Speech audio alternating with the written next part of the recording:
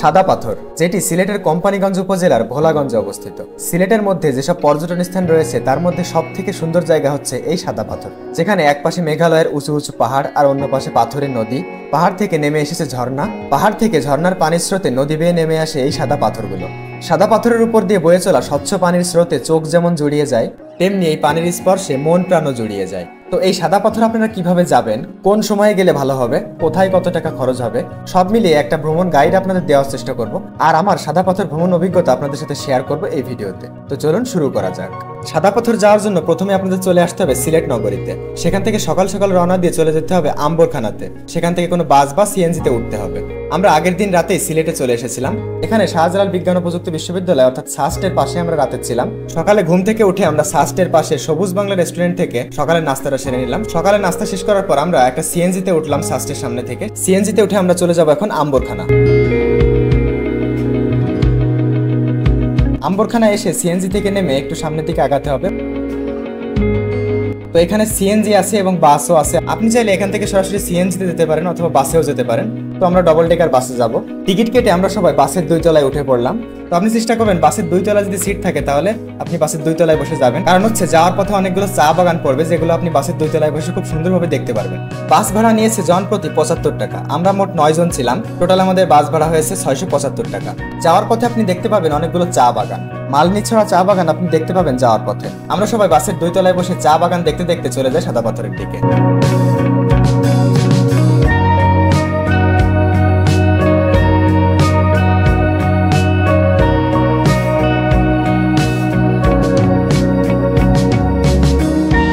ভোলাগঞ্জ আসতে আমরা বাসের মধ্যে থেকে দেখতে পাই দূরের পাহাড়গুলো, যেগুলো দেখতে খুবই দারুণ লাগছিল। তো আমরা চলে এসেছি ভোলাগঞ্জ বাস স্টপেজে। এখানে আমরা সবাই বাস থেকে নেমেছি। এখান থেকে পাহাড়ের ভিউগুলো খুবই অসাধারণ ছিল। এখন আমাদের নৌকায় উঠতে হবে। আমরা চলে যাব টিকিট কাউন্টারের দিকে। যাওয়ার পথে আপনি বেশ কিছু দোকানপাট এখানে দেখতে পাবেন। এখান থেকে আপনি আপনার বিভিন্ন প্রয়োজনীয় জিনিসপাতি কিনে নিতে পারবেন। আবার এখানে কিছু হোটেলও আছে যেখান থেকে আপনি খাওয়া দাওয়া করতে পারবেন। তো আমরা আগে সাদা পাথর যাব, সাদা পাথর থেকে ফিরে এসে তারপরে আমরা এখানে খাওয়া দাওয়া করবো। আমরা এখন চলে যাচ্ছি টিকিট কাউন্টারের দিকে। চলে আসছি আমরা টিকিট কাউন্টারে। এখান থেকে আমাদের নৌকার টিকিট নিতে হবে। এক একটা নৌকার ভাড়া হচ্ছে 800 টাকা করে। আর সেখানে লোক যেতে পারবেন 8 জন করে, অর্থাৎ এক একজনের তাহলে 100 টাকা করে পড়তেছে। যদি আপনারা 8 জনের কম হন তাহলে আপনাদের নৌকায় অন্য লোক নিয়ে 8 জন পূরণ করতে হবে। আর আপনারা যদি 8 জনের বেশি হন তাহলে 8 জনের বেশি অতিরিক্ত যে কজন সেই কজন অন্য নৌকায় যেতে হবে। তো আমরা টিকিট নিয়ে এসে নৌকায় উঠে পড়লাম। তারপর আমাদের নৌকা ছেড়ে যায় সাদা পাথরের উদ্দেশ্যে। যাওয়ার পথে চারিদিকের সুন্দর দৃশ্য আপনাকে মুগ্ধ করবে। আমরা দূরের ওই পাহাড়গুলো দেখতে দেখতে চলে যাই সাদা পাথরের দিকে।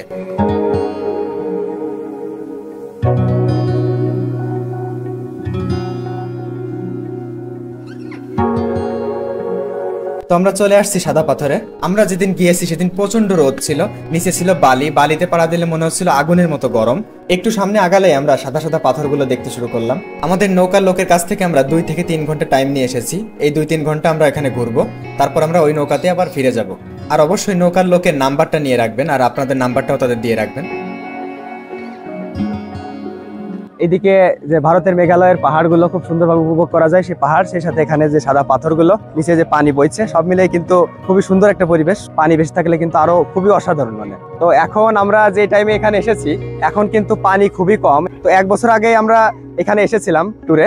তো সেই সময় কিন্তু এই জায়গাটা খুবই সুন্দর ছিল, বৃষ্টি হচ্ছিল হালকা, আর তখন নিয়মিত বৃষ্টি হতো, যার কারণে কিন্তু পানি থাকতো অনেক বেশি। সাদা পাথর সারা বছরই যাওয়া যায়, তবে উপযুক্ত সময় হচ্ছে বর্ষাকাল। জুন থেকে সেপ্টেম্বর মাসের মধ্যে গেলে আপনি আসল সৌন্দর্যটা দেখতে পাবেন।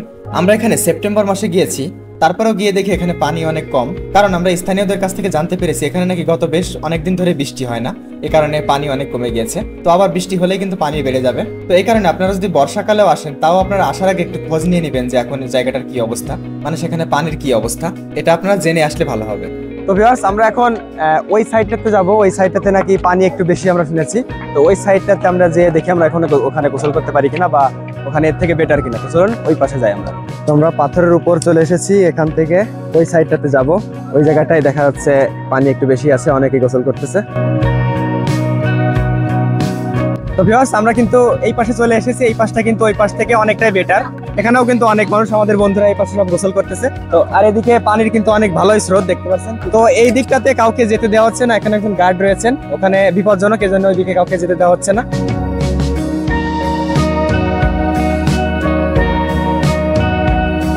তো ভিউয়ার্স, আমরা গোসল করতে নেমে গিয়েছি। এখানে যতই রোদ দূর থাকুক না কেন, এখানে গরম থাকুক না কেন, এখানে এই পানি শীতল পানি, এখানে এই যে ইন্ডিয়ার পাহাড়গুলো থেকে বেয়ে আসছে এই পানি, এই শীতল পানি এবং এত ক্লিয়ার পানি, এখানে গোসল করলে আপনার শরীর মন দুইটা একদম জুড়িয়ে যাবে। ওখানে কিছু খাবারের ব্যবস্থা আছে, ওদিকে আমরা সেই খাবারগুলো খেতে পারি, আমাদের বন্ধুরা অলরেডি খাচ্ছে।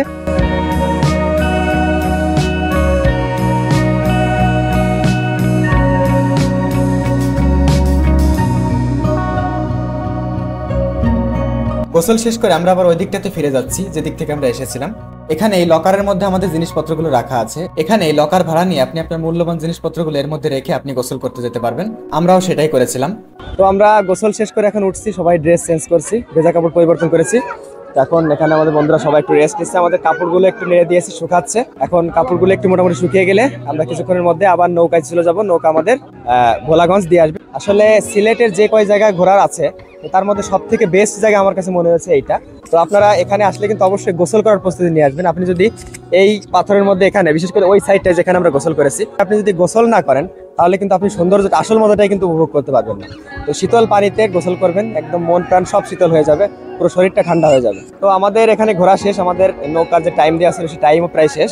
নৌকার দিকে চলে যাবো, আমরা সিলেটে আবার ব্যাক করবো। এখন নৌকার দিকে যাওয়ার সময় আমরা এখানেও কিছু দোকানপাট দেখতে পেলাম। এখানে চা, আচার, চকলেট, কসমেটিক্স সহ বিভিন্ন ধরনের জিনিসপত্র এখান থেকে আপনি কিনতে পারবেন। তো এইসব দোকানগুলো কিন্তু ওই পাশেও ছিল যেখানে আমরা বাস থেকে নেমেছিলাম, আপনি চাইলে ওখান থেকেও কিনতে পারেন। তো আমরা চলে আসছি প্রায় নৌকার কাছাকাছি। আমরা নৌকায় ওঠার পর নৌকা ছেড়ে দিল। আমরা এর পাশে ঘাটে এসে নামলাম। এখানে এসে আগে আমরা বাসের টিকিট কেটে ফেলি সিলেট ব্যাক করার জন্য। বাস ছাড়বে প্রায় আধা ঘন্টা পরে, ততক্ষণে আমরা দুপুরের খাওয়া দাওয়া এখান থেকে সেরে নিই। তারপর বাসের সময় হলে আমরা সবাই বাসে চলে আসি, বাস ছেড়ে যায় সিলেটের উদ্দেশ্যে, আর আমাদের যাত্রা এখানেই শেষ হয়।